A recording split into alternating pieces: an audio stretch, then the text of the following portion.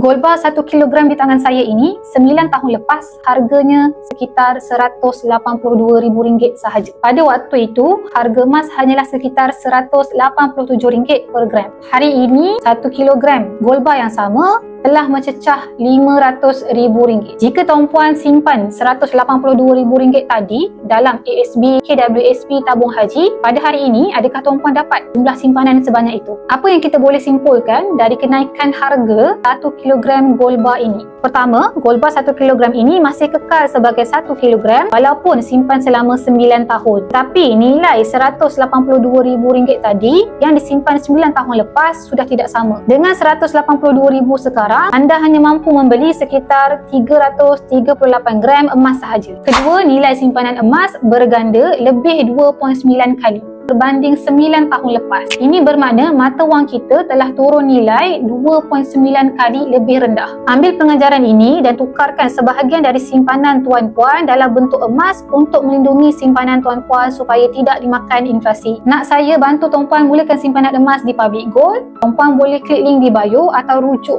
pin video di profil saya 5 langkah mudah untuk mulakan simpanan emas di Public Gold. Saya bantu tuan-puan sebaiknya.